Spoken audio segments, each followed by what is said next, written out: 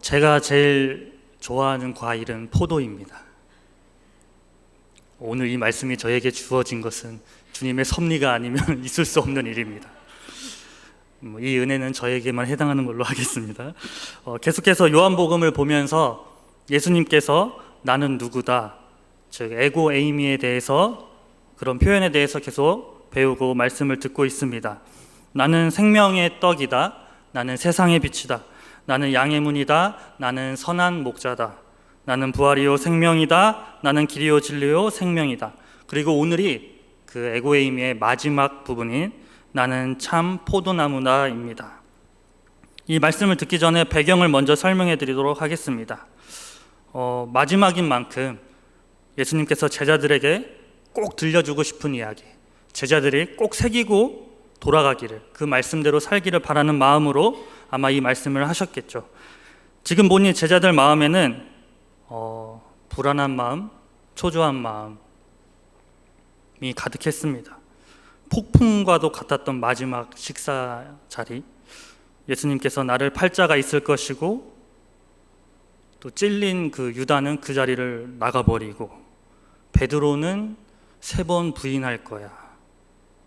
그리고 저번 주 말씀 사실 평안하라고 했지만 나는 없어질 테니 너희들끼리 알아서 잘 살아야 돼. 이런 이야기를 듣고서 제자들 사이에서도 아마 슬슬 눈치를 보고 있었을 것입니다. 예수님이 진짜로 없어진다면, 예수님이 진짜로 죽는다면 우리는 어떻게 해야 되지? 어쩌면 각자 자기의 길로 돌아가야 되겠다 준비를 하고 있었을 때일 것입니다. 오늘 1절 말씀을 제가 읽도록 하겠습니다. 나는 참 포도나무요 내 아버지는 농부다. 먼저 예수님은 자신을 가리켜 참 포도나무라고 말씀하셨습니다. 포도나무는 이스라엘에 있던 흔한 나무 3종 세트 중에 하나입니다. 감람나무, 올리브나무죠. 그리고 무화과나무, 그리고 오늘 포도나무입니다. 주변에서 흔히 볼 수 있는 나무여서 말씀하신 부분도 있지만 구약 성경에서부터 보면 이 포도나무는 자주 등장하는 나무입니다. 시편 80편 6절 말씀입니다. 다 같이 한번 읽어보도록 하겠습니다. 시작. 주께서 한 포도나무를 애굽에서 가져다가 민족들을 쫓아내시고 그것을 심으셨나이다. 애굽에서 나와 가나안에 살던 민족을 쫓아내시고 그곳에 살게 된 민족은 어느 민족일까요?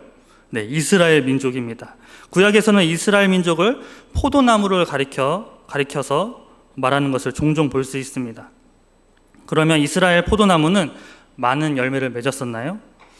아닙니다. 우리가 잘 알듯이 이스라엘은 실패한 민족입니다. 예레미야 2장 21절을 또한 다 같이 한번 읽어보겠습니다. 시작. 내가 너를 순전한 참 종자 곧 귀한 포도나무로 심었거늘 내게 대하여 이방 포도나무의 악한 가지가 됨은 어찌 됨이냐. 실패한 이스라엘 포도나무를 구원하시기 위해 진정한 리얼 찐 포도나무가 오셨는데 그것이 바로 예수님이라는 것입니다.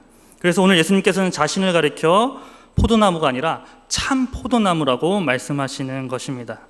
그런데 오늘 말씀을 보면 예수님 말고도 또 한 분을 등장시킵니다.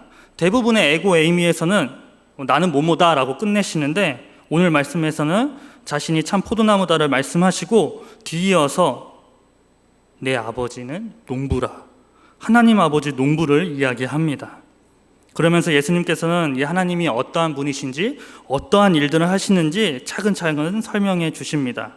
요한복음 15장 2절 말씀입니다. 다 같이 한번 읽어보겠습니다. 시작. 무릇 내게 붙어 있어 열매를 맺지 아니하는 가지는 아버지께서 그것을 제거해 버리시고 무릇 열매를 맺는 가지는 더 열매를 맺게 하려 하여 그것을 깨끗하게 하시느니라. 사실 이 말씀을 보면서 좀 불편했던 점이 많습니다. 아버지께서 열매를 맺지 않는 가지를 제거하신다는 표현입니다. 상한 갈 때도 꺾지 않으시는 분이신데, 꺾지는 않지만 제거는 하시는 분이신가? 이 구절을 자세히 읽어보면 사실 그 구원의 문제에서 탈락되어서 지옥으로 보내겠다는 말이 아닙니다. 앞절에 보면 무릇 내게 붙어 있어. 그러니까 이미 붙어 있는 상황, 구원의 확신을 받은 사람들의 상황을 놓고 이야기하는 것입니다. 그러니까 이 말씀을 들었던 제자들, 그리고 예수님을 믿고 있는 우리를 향해 말씀하시는 것으로 보아야 하죠. 그렇다면 제거하고 깨끗하게 한다는 것은 어떤 의미가 있는지 한번 살펴보도록 하겠습니다. 먼저 살펴보기 전에 단어 하나를 좀 정의를 내리고 가야 되겠습니다. 농부이신 하나님께서 원하시는 열매에 대해서 먼저 알아보고자 합니다. 오늘 말씀에 나오는 열매는 두 가지로 정의를 할 수 있습니다. 첫 번째는 인격적 열매입니다. 내적인 요소라고도 할 수 있는데요. 우리가 잘 알고 있는 성령의 9가지 열매입니다. 사랑과 희락과 화평과 오래 참음과 자비와 양선과 충성과 온유와 절제. 이 9가지의 열매가 우리 인격에서 얼마나 발현되고 있는가가, 그래서 얼마나 예수님을 닮아가고 있는가가 하나님께서 지대한 관심을 보이고 있다는 것입니다. 교회를 아무리 많이 다녀도 신앙의 연수가 길다 하더라도 이 성령의 9가지 열매가 우리 인격에서 나오지 않고 있다면 오늘 말씀으로 자신을 돌아보아야 한다는 것입니다. 두 번째는 선교적 열매입니다. 즉 복음을 전함으로써 예수님을 믿는 사람들이 많아지는, 우리의 영향력으로 인해 하나님 나라가 넓혀지는 것을 말합니다. 선교적 패러다임이 많이 바뀌었다고 들으셨을 겁니다. 예전에는 교회가 모든 선교를 담당했지만 이제는 바뀌어서 그 영역이 넓혀져서 우리가 살고 있는, 속해 있는 모든 곳에서 하나님 나라가 임하도록 하는 것이 선교임을 알고 있습니다. 그렇기에 가정, 직장, 학교, 교회도 여기에 들어가죠. 우리 삶 전체에서 그리스도의 향기를 내뿜고 그로 인해 하나님 나라가 임하고 있는지, 그 열매가 맺어지고 있는지 우리가 돌아보아야 한다는 것입니다. 다시 돌아와서 그 아까 읽었던 2절의 의미를 알아보도록 할게요. 요한복음 15장 2절 상반절만 다 같이 한번 읽어보도록 하겠습니다. 시작. 물은 내게 붙어 있어 열매를 맺지 아니하는 가지는 아버지께서 그것을 제거해 버리시고. 가장 논란이 되고 있는 포인트가 바로 어디겠습니까? 제거해 버리겠다는 표현입니다. 성경학자들 사이에서 이 구절을 가지고 많은 해석들이 존재합니다. 그 중에서 가장 최근에 지지를 받고 있는 해석을 하나 말씀드리고자 합니다. 제거해 버리다, 이 헬라어로는 아이로라는 표현을 쓰는데요. NIV 성경에서는 cut off, 제거해 버리다. 새 번역 성경에서는 잘라 버리다라고 번역되어 있는데요. 이 아이로라는 단어가 두 가지 뜻을 가지고 있습니다. 동음이어라고 할 수 있죠. 바로 들어 올리다라는 표현이 있습니다. 이 표현을 이해하려면 포도 농사법을 좀 이해를 해야 합니다. 사실 포도나무는 나무라고 하기에는 너무 볼품이 없는 나무죠. 나무라는 표현보다는 넝쿨이라는 표현을 써야 더 적절할 듯 싶습니다. 포도 넝쿨이 자라려면 꼭 그 지지대가 필요합니다. 그래서 지지대를 통해 타고 올라갈 수 있도록 묶어 주어야지 이제 자랄 수 있는 거죠. 그런데 이 농사법은 이제 우리나라에서만 가능한 농사법, 이게 비닐하우스 안에서만 하는 법이고 2000년 전 이스라엘에서는 이렇게 농사를 짓지 않았다고 합니다. 이스라엘은 너무 햇빛이 세기 때문에 그 나무가 자라자마자 바로 지지대에 묶어서 올려버리면 다 말라버린다고 합니다. 그래서 바로 올리지 않고 바닥에서 자라도록 좀 놔둡니다. 그래서 바닥에서 퍼져나가서 최대한 새벽에 이슬을 머금고 그 차가운 기운을 받아서 좀 살도록 한 다음에 어느 정도 자라면 먼지와 흙으로 뒤범벅된 그 포도 넝쿨을 씻어서 들어 올려서, 여기서 그 아이로라는 표현이 쓰이는 겁니다. 주변 지대와 이제 다시 묶어주면서 다른 가지들에 묶어준다고 합니다. 농부이신 하나님께서 포도 넝쿨들을 흙바닥에 그냥 두지 않으시고 들어 올리셔서 많은 열매를 맺게 하신다는 뜻입니다. 바로 여기에서 우리가 들어야 할 하나님의 메시지가 있습니다. 여기서 말하는 흙과 먼지는 죄로 설명할 수 있습니다. 죄인인 우리가 이 땅에서 살다가 하나님께서 죄로 허덕이고 죄로 덮여있는 우리를 그냥 두지 않으시고 들어 올리셔서 아이로 열매 맺는 가지가 되도록 인도하신다는 것입니다. 구원받았지만 계속해서 죄를 짓고 회개하지 않고 그냥 살아가는 사람들, 하나님께서 그냥 두지 않으신다는 것입니다. 죄는 점점 영양분을 뺏어가 점점 열매를 맺지 못하게 합니다. 이런 죄를 제거해야 되겠죠. 이런 의미에서 오늘 개역개정에서 말하는 제거라는 표현도 일맥상통한다고 봅니다. 제거의 단계에서 우리에게 필요하다고 생각되시면 하나님께서는 그 일들을 행하십니다. 그래서 하나님은 여러 통로로 그 죄들을 제거하시죠. 말씀을 통해서, 사람을 통해서, 상황을 통해서 계속 들어 올리시는 작업을 하십니다. 아침마다 주시는 하나씩 말씀을 통해 내 삶을 조명하고 회개하게 하시고 죄에서 돌이키게 하십니다. 또 사람을 통해서 말씀하시기도 하죠. 다윗이 죄를 졌을 때 나단 선지자가 오기 전까지는 회개하지 않았어요. 하지만 나단 선지자가 적나라하게 그 죄를 지적했을 때 겸손한 다윗은 바로 그 자리에서 회개를 하게 되죠. 또 우리 주변 흘러가는 상황을 통해서도 깨닫게 하십니다. 이렇듯 하나님께서는 하나님의 백성의 죄를 짓는 모습을 그냥 두지 않으시고, 이제 여기서 포인트는 죄를 제거하는 것이지 죄인을 제거하는 것이 아닙니다. 어쩌면 아버지가 잘못된 길을 가는 자녀들을 혼내시듯이, 채찍질 하듯이 우리를 다루실 것입니다. 우리는 고아가 아니기 때문입니다. 그러할 때 우리에게 필요한 것, 주님 앞에 엎드려서 정직한 회개의 고백이 필요합니다. 오늘 말씀이 우리 성도님의 마음에 또 하나의 죄가 떠오르게 한다면 회개의 심령이 부어져서 주님 앞에 엎드려 회개하는 시간이 되기를 소망합니다. 그 다음 구절을 한번 보도록 하겠습니다. 요한복음 15장 2절 하반절 말씀입니다. 다 같이 한번 읽겠습니다. 시작. 무릇 열매를 맺는 가지는 더 열매를 맺게 하려 하여 그것을 깨끗하게 하시느니라. 세 번역으로 한번 읽어보도록 하겠습니다. 열매를 맺는 가지는 더 많은 열매를 맺게 하시려고 손질하신다. 하나님께서는 열매를 맺는 가지는 더 열매를 맺게 하신다고 합니다. 그렇게 하기 위해서 하시는 행동이 깨끗하게 하신다는 것입니다. 세 번역으로 보면 손질하신다라고 말씀하십니다. 처음에 이 말씀을 볼 때 빈익빈 부익부가 생각났습니다.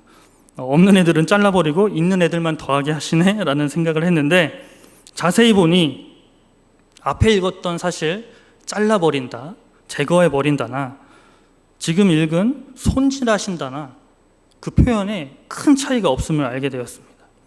열매를 맺지 못하는 가지나 열매를 맺는 가지 모두 손질하신다는 것입니다. 손질이라는 단어 하면 바로 연결되는 단어가 가지치기입니다. 열매를 맺고 있는 가지도 가지치기는 피해갈 수 없는 부분입니다. 포도나무는 척박한 상황에서도 잘 자라기로 유명하답니다. 그런데 너무 잘 자라서 가지를 쳐주지 않으면 영양분이 분산되어 이제 포도가 열매를 맺지만 짜잘짜잘한 포도 열매가 자란다고 합니다. 극상품의 포도 열매는 재배할 수 없다는 것이죠. 멀리서 봤을 때 무성하기만 하지 가까이 갔을 때 그 열매가 없는 나무가 바로 이런 나무겠죠. 더 많은 열매, 더 좋은 열매를 맺기 위해서는 가지치기는 필수라는 것입니다. 이 손질, 가지치기의 단계가 우리의 삶에서도 적용이 됩니다. 우리의 생각이, 우리의 행동이, 우리의 삶이 하나님께만 집중할 수 있도록 손질되어진다는 것이죠. 수많은 크리스찬들이 죄는 아니지만 너무 많은 것들에 관여를 하고 그것에 집중하다 보니 정작 필요한 주님과의 교제에는 100% 실력 발휘를 하지 못할 때가 많고 점점 소홀하게 되는 경우를 보게 됩니다. 예를 들어서 요즘 핫한 방탄소년단이 있습니다. 콘서트를 앞두고 있는데 이분들이 이제 광고를 계속 찍으러 다니고 홍보대사 하러 다니고 이러다 보니 결국 콘서트 연습을 못하고 잠을 못 자서 그 다음날 콘서트를 망치게 되는 꼴이 바로 이 예라고 할 수 있겠죠. 광고 찍고 홍보대사 하는 게 죄는 아니에요. 근데 방탄소년단은 그러고 있으면 안 되는 거죠. 하나님은 우리 모두에게 각자에게 사명을 주셨습니다. 그 사명을 위해 열심히 살아야 하지만 다른 것에 집중을 하다 보니 제대로 된 열매를 맺지 못하는 상황이 우리에게 비일비재합니다. 그러기 위해서 하나님께서 우리를 삶의 가지치기를 하신다는 것이죠. 앞서 이야기한 그 죄는 우리의 응답으로 회개를 해야 하지만 가지치기의 단계에서는 회개가 아닙니다. 내려놓음이 필요한 것입니다. 그리고 그 내려놓음이 있기 위해서 우리의 자아를 내려놓는 과정이 필요한 것입니다. 그래서 나는 죽고 예수로 산다는 말이 여기서 나오는 것이지요. 요즘 가짜 사나이를 보았습니다. 우리나라가 이근 대위님으로 아주 떠들썩하죠. UDT 교관 출신으로 또 미국 특수부대 출신에다가 지금 우리나라 안보를 컨설팅하는 일을 하고 있는 분입니다. 이 이근 대위를 필두로 해서 일반인들을 상대로 해서 특수부대 훈련을 경험하게 하는 그런 프로그램을 찍고 있습니다. 자신을 극복하고 싶은, 자신의 상황을 넘어서고 싶은 사람들을 지원받아서 데리고 훈련을 합니다. 대부분의 훈련이 진짜 몸을 힘들게 하고 극한의 상황에 처해서 진짜 나 자아를 만나게 하고 그걸 넘어서는 극복할 수 있는데 그 초점이 맞춰져 있습니다. 대부분의 사람이 중도 포기를 합니다.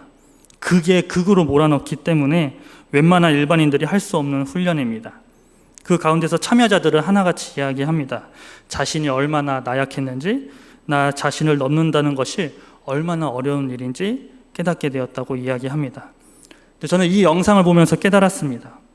아, 하나님이 우리를 저렇게 훈련시키는구나. 저렇게 나를 가지치기 하시는구나. 저렇게 우리를 단련시키는구나 라는 것을 깨달았습니다. 우리의 자아를 내려놓는 것은 정말 어려운 일입니다. 이 자아를 부수기에 얼마나 극한 상황의 고난이 필요할지 제 자아를 돌아보면 깨닫게 됩니다. 죄를 제거하는 과정은 어쩌면 이 과정에 비하면 아무것도 아닐 수도 있습니다. 왜 나에게 이런 고난이, 또 옆에서 들리는 수많은 세상의 소리, 뭐하러 그렇게 살아? 그냥 훈련받지 말고 집에나 가서 푹 쉬어. 나 같으면 누워서 커피 마시면서 TV 보겠다. 조롱하는 소리를 참으며 훈련을 이겨내는 모습이 우리의 삶과 너무 흡사했습니다. 훈련을 실전과 동일하게 하면 할수록 최고의 훈련이라고 합니다. 훈련은 실전처럼, 실전은 훈련처럼. 즉 훈련이 실전이고 실전이 훈련입니다. 훈련과 실전이 구분이 되지 않는 것이 사실 최고의 훈련입니다. 더 나아가 지금 나에게 닥친 고난이 훈련인지 아니면 악마의 시험인지 이걸 나누는 것은 그렇게 중요하지 않습니다. 너무 비슷해서 구분하지 못하는 것이 맞기 때문입니다. 그런데 그 가운데 중요한 건 내 자아를 죽이고 예수님만 내 인생의 전부입니다라고 고백을 하느냐 마느냐가 중요한 것입니다. 대부분의 성도님들이 이 가지치기를 당하고 계실 것이고 해당하는 분들이 많으실 줄 압니다. 가지치기를 잘 이겨내어서 내려놓음을 통해, 내 자아를 내려놓음을 통해 정말 하나님께서 원하시는 열매를 많이 맺으시는 축복이 있기를 간절히 소망합니다. 요한복음 14장 말씀 다 같이 한번 읽어보도록 하겠습니다. 시작. 내 안에 거하라. 나도 너희 안에 거하리라. 포도나무에 붙어 있지 아니하면 스스로 열매를 맺을 수 없음같이 너희도 내 안에 있지 아니하면 그러하리라. 예수님께서 하신 에고에임이 마지막 말씀이며 꼭 들려주고 싶으신 메시지라는 걸 기억하시면서 이 말씀을 읽는데 어쩌면 열매를 많이 맺고 있는 사람들에게 하신 말씀은 아닐까라는 생각이 들었습니다. 전도사님, 열매를 많이 맺는데 도대체 뭐가 문제인가요? 예수님을 떠나서 열매를 맺는 사람이 많습니다. 예수님이 없는데도 열매를 잘 맺습니다. 어쩌면 교회 안에 중직자, 교역자일 수 있겠습니다. 사역을 한 지 얼마 안 됐지만 사역을 해보니 예수님 안에 머물러 있지 않아도 잘 됩니다. 제가 주로 하는 요즘 업무는 편집입니다. 제 인생에 이런 날이 올 거라고는 생각지도 못했지만 요즘 드는 생각은 예수님은 없어도 되지만 맥북은 없으면 안 됩니다. 이게 웃을 일이 아닙니다. 오늘 말씀을 제가 맡은 이유가 여기 있었습니다. 바로 제 자신도 예수님이 필요하다는 것을 느끼고 깨달았습니다. 오늘 말씀을 준비하면서 그냥 맺는 열매가 아닌 예수님 안에서 맺는 열매가 필요하다는 것을, 그런 삶이 필요하다는 것을 간절하게 깨닫게 되었습니다. 성도님들은 어떠십니까? 예수님 없이도 잘 살고 계시지 않으십니까? 열매 맺는 거에 너무 능숙해져서 예수님 없이도 열매 잘 맺을 수 있지 않으십니까? 그런데 그런 열매 맺어서 도대체 어디다 쓰시겠습니까? 내 안에 거하라. 내 안에 거하라. 내 안에 거하라. 마음에 예수님이 없이 사는 사람들, 예수님을 떠나려 하는 사람들, 예수님이 없이도 잘 사는 사람들 모두에게 간절하게 말씀하시는 예수님의 음성을 들을 수 있는 그리하여 그 예수님 안에 거할 수 있는 예수님과 진정한 교제가 회복되는 우리 성도님들 모두가 되시기를 소망합니다. 말씀을 정리하겠습니다. 이스라엘은 비옥한 토지가 많지 않습니다. 2000년 전 그때는 대부분이 황무지였습니다. 그 황무지를 개간하여 포도원을 만든다? 포도 묘목을 심는다? 심기만 하면 알아서 잘 자랄까요? 아내님이 어렸을 때 집에서 포도나무를 심고 키운 적이 있다고 합니다. 그런데 매번 실패했다고 합니다. 아니, 호박이나 상추나 뭐고 알아서 잘 자라는데 포도는 그렇지 않다는 것이죠. 오늘 쭉 이야기를 들으셨으면 올려주고 가지치기 해주고 물도 주고 거름도 주고 지지대를 세우고 묶어주고 해충도 잡아주고, 게다가 말씀에 보면 2000년 전에는 여우가 자주 출몰했다고 합니다. 아가서 말씀인데요, 제가 읽겠습니다. 우리를 위하여 여우 곧 포도원을 허는 작은 여우를 잡으라. 우리의 포도원에 꽃이 피었습니다.